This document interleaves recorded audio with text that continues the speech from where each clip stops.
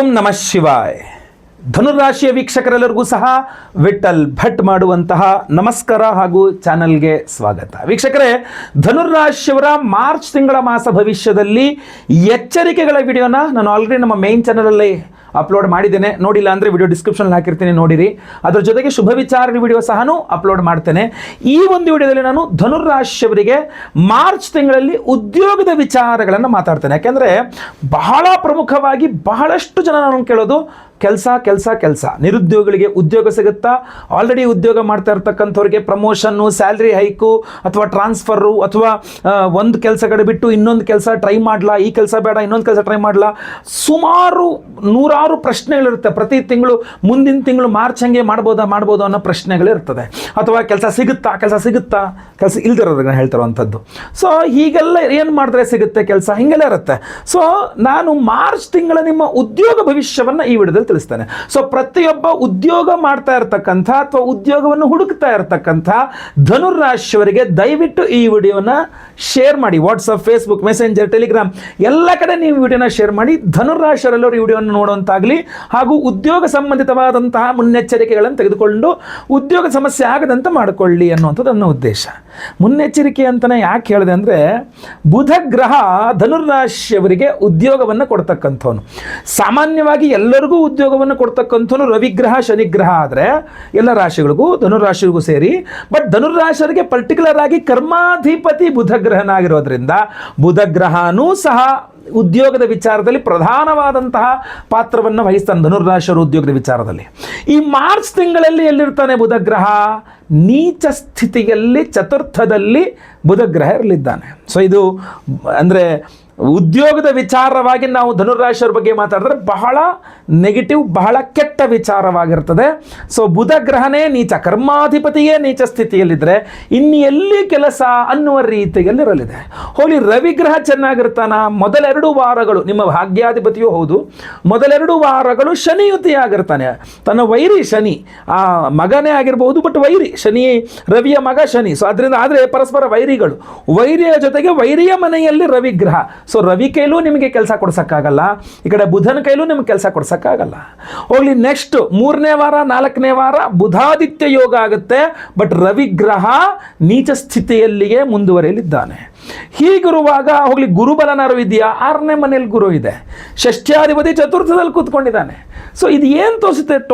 Totally ನೀವು ಧನುರಾಶಿಯವರಾಗಿದ್ದರೆ ದಯವಿಟ್ಟು ಹೇಳ್ತೇನೆ, ಮಾರ್ಚ್ ತಿಂಗಳಲ್ಲಿ ಇರೋ ಕೆಲಸವನ್ನು ರಿಸೈನ್ ಮಾಡೋಕ್ಕೆ ಹೋಗಬೇಡಿ. ಮೋಸ್ಟ್ ಪ್ರಾಬಬ್ಲಿ ಅವರೇ ತೆಗೆದಾಕ್ಬಿಡ್ಬೋದು, ಆಶ್ಚರ್ಯ ಇಲ್ಲ ತೆಗೆದಾಕ್ಬಿಟ್ರೆ. ಯಾಕೆಂದರೆ ಕರ್ಮಾಧಿಪತಿ ನೀಚ ಅಂದರೆ ಅವರೇ ಕೆಲಸದಿಂದ ತೆಗೆದಾಕೋ ಸಾಧ್ಯತೆ ಅದು ತುಂಬ ಜಾಸ್ತಿ ಇರ್ತದೆ. ಬಟ್ ನೀವು ಕೆಲಸವನ್ನು ರಿಸೈನ್ ಮಾಡ್ತಕ್ಕಂತಹ ದುಸ್ಸಾಹಸಕ್ಕೆ ಕೈ ಹಾಕೋಕೆ ಹೋಗಬೇಡಿ. ಅಥವಾ ನೀವು ಇನ್ನೊಂದು ಕಡೆ ಯಾವುದೋ ತುಂಬ ಚೆನ್ನಾಗಿರುವಂತಹ ಕೆಳಗಡೆ ಕೆಲಸ ಸಿಕ್ಬಿಟ್ಟಿದೆ, ಅಲ್ಲಿ ನಾನು ಟ್ರೈ ಮಾಡ್ತೀನಿ ಉದ್ಯೋಗಕ್ಕೋಸ್ಕರ, ನನಗೆ ಇಂಟರ್ವ್ಯೂ ಇದೆ, ಅಲ್ಲಿ ಆಗೋಗಿದೆ, ಹಂಗೆ ಅಂತಂದರೆ ಬಹಳ. ಯಾಕೆಂದರೆ ಕರ್ಮಾಧಿಪತಿ ನೀಚ ಸ್ಥಿತಿಯಲ್ಲಿ ಚತುರ್ಥದಲ್ಲಿದ್ದಾಗ ನಿಮಗೆ ಒಂದು ಕಂಪನಿಯಲ್ಲಿ ಕೆಲಸ ಸಿಗುತ್ತೆ ಅಂತಂದರೆ ಆ ಕಂಪನಿ ಎಷ್ಟರ ಮಟ್ಟಿಗೆ ಸರಿ ಇರ್ತದೆ, ಎಷ್ಟರ ಮಟ್ಟಿಗೆ ಸ್ಟೇಬಲ್ಲು, ನೀವು ಅಲ್ಲಿ ಎಷ್ಟರ ಮಟ್ಟಿಗೆ ಸುಖವಾಗಿ ಉದ್ಯೋಗವನ್ನು ನೆಮ್ಮದಿಯಿಂದ ಮುಂದುವರಿಸ್ಕೊಂಡು ಅಭಿವೃದ್ಧಿಯ ಪಥದಲ್ಲಿ ಮುಂದುವರಿಬಹುದು ಅನ್ನುವಂಥದ್ದು ಪ್ರಶ್ನಾರ್ಥಕ ಚಿಹ್ನೆ ಆಗಿರುತ್ತೆ.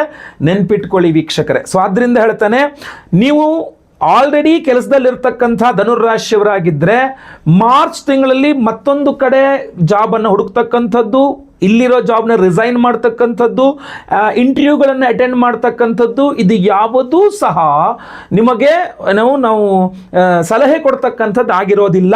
ಇನ್ನು ನಿಮ್ಮ ವೈಯಕ್ತಿಕ ಜಾತಕದಲ್ಲೇನಾದರೂ ಅತ್ಯುತ್ತಮವಾದಂತಹ ಗ್ರಹಸ್ಥಿತಿಗಳು, ದಶಾಭುಕ್ತಿ, ಅಂತರ್ಭುಕ್ತಿಗಳು ಬಂದು ನಿಮಗೆ ಉತ್ತಮ ಉದ್ಯೋಗ ಸಿಕ್ಕಿದ್ರೆ ನಿಮಗೆ ದೈವಾನುಗ್ರಹವೇ. ಇಲ್ಲ ಅಂತಂದರೆ ಗೋಚಾರ ರೀತ್ಯ ಅಂತೂ ನಿಮಗೆ ಉದ್ಯೋಗ ಹೋಗಲಿ. ನಿರುದ್ಯೋಗ ಇರತಕ್ಕಂಥವ್ರಿಗೆ ಉದ್ಯೋಗ ಸಿಗುತ್ತಾ ಅಂದ್ರೆ ಅದಷ್ಟೇ ಇಲ್ಲ.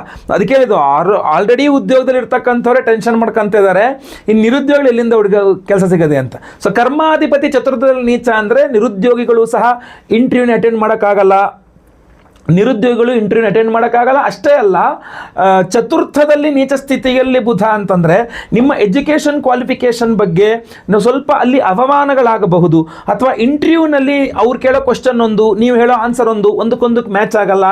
ಸೊ ಅಲ್ಲೇ ನೀವು ಬಿದ್ದೋಗೋ ಸಾಧ್ಯತೆ ತುಂಬ ಜಾಸ್ತಿ ಇರುತ್ತೆ. ಸೊ ನಾನು ನಿರುದ್ಯೋಗಿಗಳು ಪೂರ್ಣ ನಿರಾಸಾದಾಯ ಮಾಡ್ಕೊಳ್ಳೋಂಥ ಅವಶ್ಯಕತೆ ಇಲ್ಲ.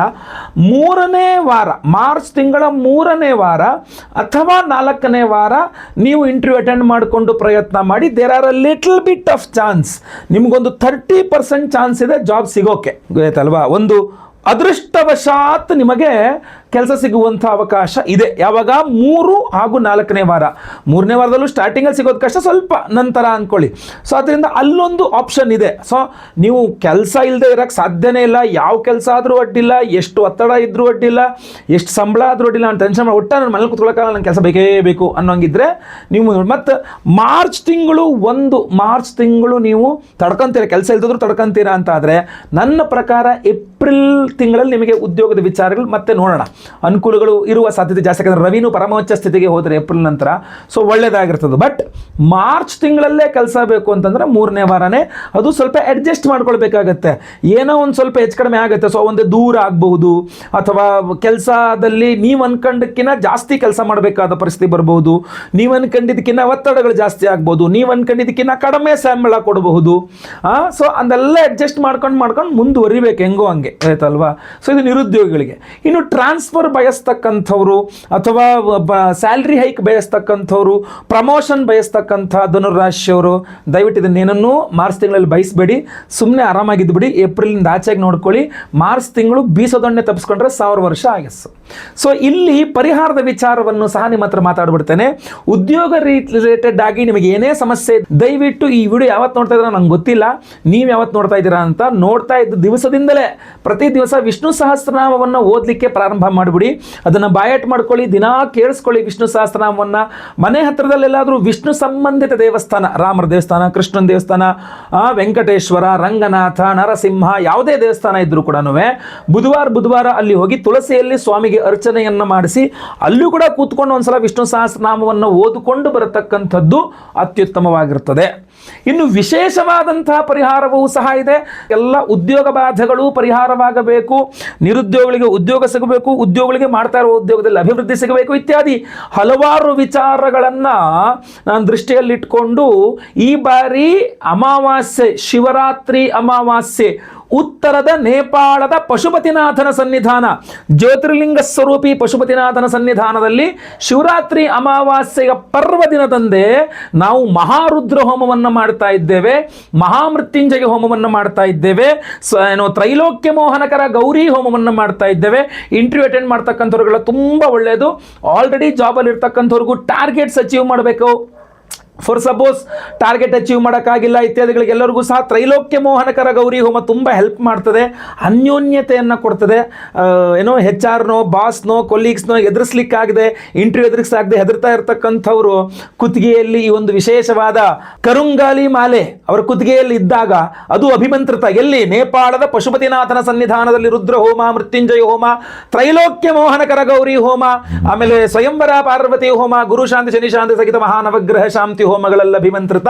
ಈ ವಿಶೇಷವಾದ ಕರುಂಗಾಳಿ ಮಾಲೆಯನ್ನು ನೀವು ಕುತ್ತಿಗೆಯಲ್ಲಿ ಧಾರಣೆ ಮಾಡಿಕೊಂಡಾಗ ನಿಮಗೆ ಧೈರ್ಯ ವೃದ್ಧಿ ಆಗ್ತದೆ. ಭಯ ನಿವಾರಣೆ ಮಾಡ್ತಕ್ಕಂಥದ್ದೇ ಕರುಂಗಾಲಿ ಮಾಲೆ. ದೃಷ್ಟದೋಷ, ಮಾಟಮಂತ್ರ, ಆರೋಗ್ಯ ಬಾಧೆ, ಶತ್ರು ಬಾಧೆ ಎಲ್ಲ ಕಂಟ್ರೋಲ್ ಮಾಡಿ ನಿಮ್ಮಲ್ಲಿ ಆತ್ಮಸ್ಥೈರ್ಯವನ್ನು ವೃದ್ಧಿಸಿ ಒಳ್ಳೆಯ ಆರೋಗ್ಯ. ಯಾಕೆಂದ್ರೆ ಮಹಾಮೃತ್ಯುಂಜಯ ಹೋಮದಲ್ಲಿ ಎನರ್ಜೈಸ್. ನಿಮಗೆ ಹೊರಗಡೆ ಮಾರ್ಕೆಟಲ್ಲಿ ಬಹಳಷ್ಟು ಜನ ಕರುಂಗಾಲಿ ಮಾಲೆ ಅಂತ ನೀವು ಇಂಟರ್ನೆಟಲ್ಲಿ ದಿನ ಬೆಳಗಾದ್ರೆ ನೋಡ್ತಾ ಇರ್ತೀರ. ಬಟ್ ಅದರಲ್ಲಿ ಯಾವ್ದು ಒರಿಜಿನಲ್ಲು ಯಾವ್ದು ಡೂಪ್ಲಿಕೇಟು ನಿಮಗೆ ಗೊತ್ತಿರಲ್ಲ. 1ನೇ ಪಾಯಿಂಟ್. 2ನೇ ಪಾಯಿಂಟ್, ಒರಿಜಿನಲ್ಲೇ ನೀವು ಖರೀದಿ ಮಾಡಿದ್ದರೂ ಸಹ ನಿಮಗೆ ಈ ತರ ಕ್ಷೇತ್ರಗಳಿಗೆ ತಗೊಂಡೋಗಿ ಪರ್ವಕಾಲಗಳಲ್ಲಿ ಹೋಮ ಹವನಗಳ ಮೂಲಕ ಲೈವಲ್ಲಿ ಹೋಮ ನೋಡ್ತೀರಾ. ಲೈವಲ್ಲಿ ನಿಮ್ಮ ಹೆಸರು ಸಂಕಲ್ಪ ಆಗೋದನ್ನು ಸಹ ನೀವು ಕೇಳಿಸ್ಕೊಳ್ಬಹುದು, ನೀವು ನೋಡ್ಬೋದು ಅದನ್ನ, ಗೊತ್ತಲ್ವಾ? ನಿಮ್ಮ ಹೆಸರು ಸಂಕಲ್ಪ ಆಗೋದು ಲೈವ್ ನೋಡ್ತೀರಾ, ಹಾಗೂ ಇದ್ರ ಜೊತೆಗೆ ಹೋಮವನ್ನು ಲೈವ್ ನೋಡ್ತೀರಾ. ಎಲ್ಲಾ ಹೋಮ ಲೈವ್ ನೋಡಿದ ಮೇಲೆ ಅದರ ನೆಕ್ಸ್ಟ್ ಡೇ ನಾನು ಅಲ್ಲಿಂದ ಹೋಮದ ಭಸ್ಮ ನಿಮ್ಮ ಹೆಸರಲ್ಲಿ ಸಂಕಲ್ಪ ಮಾಡಿ ಅಲ್ಲಿ ಮಾಡಿದಂಥ ಹೋಮದ ಭಸ್ಮ ಹಾಗೂ ಈ ಒಂದು ವಿಶೇಷವಾದ ಕರುಂಗಲಿ ಮಾಲೆ ಎಲ್ಲದನ್ನೂ ಸಹ ನಾನು ನೆಕ್ಸ್ಟ್ ಡೇ ಇಲ್ಲಿ ಬಂದ ಮೇಲೆ ಅದನ್ನೆಲ್ಲ ಪ್ಯಾಕ್ ಮಾಡಿ ನಿಮಗೆ ಸ್ಪೀಡ್ ಪೋಸ್ಟ್ ಮೂಲಕ ನಾವು ಕಳಿಸ್ಕೊಡ್ತೇವೆ. ಸೊ ಇಷ್ಟು ಸುಸಜ್ಜಿತವಾಗಿ ವ್ಯವಸ್ಥೆಯನ್ನು ಮಾಡ್ತಾ ಇದ್ದೇನೆ. ನಿಮ್ಮ ಹೆಸರು ಗೋತ್ರ ಗೊತ್ತಿದ್ರೆ, ನಕ್ಷತ್ರ ಗೊತ್ತಿದ್ರೆ, ರಾಶಿ ಗೊತ್ತಿದ್ರೆ, ಯಾರ್ಯಾರು ಈ ವಿಡಿಯೋ ನೋಡ್ತಾ ಇದ್ರೆ ದಯವಿಟ್ಟು ಬೇಗ ನಿಮ್ಮ ಹೆಸರುಗಳನ್ನ ಸಂಕಲ್ಪ ಸೇವೆ ಕೊಟ್ಕೊಳ್ಳಿ.